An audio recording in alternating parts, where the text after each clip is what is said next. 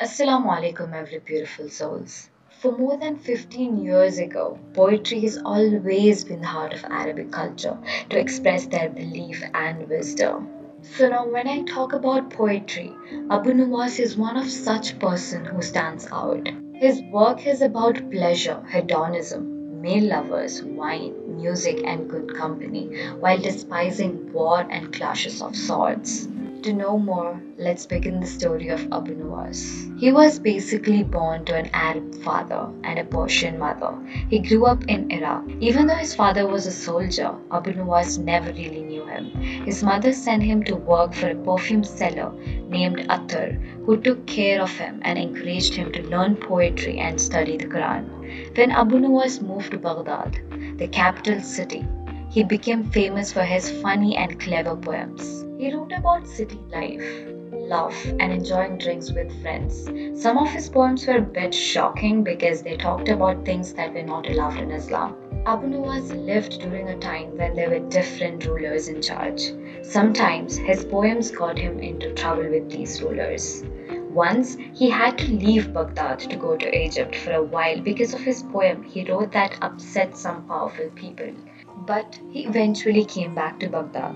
One ruler named Al-Amin really liked Abu Nuwas' poetry and even asked him to write a special poem for him.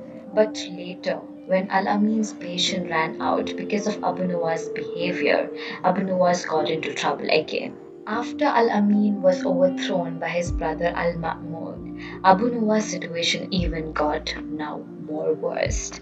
Al-Ma'mun was strict about following religious rules, and he didn't like Abu Nuwas' poem that went against these rules.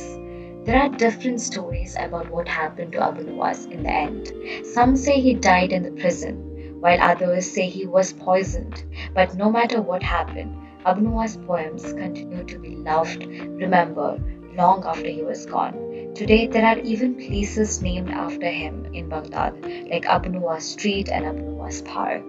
People believe even though Abu Nuwas was completely against the Islam preaching in his poems and was pleasurizing, and even though Abu Nuwas has a person, his poems and his lifestyles were always against Islam. He talked about the stuff that no poets ever talked before, and he focused more on enjoying lives to the fullest. It is said that during his time in prison, he actually asked for the forgiveness of Allah and repented. But knowing Abu Nuwas' character, people dismissed his repentance and merely show and plot to gain his freedom. They knew that this poet was just faking a repentance until he was to release.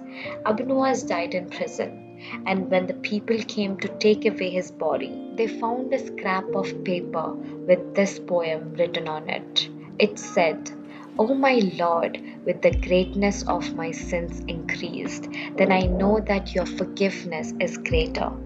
If only the righteous called on you, then who would the criminal go to?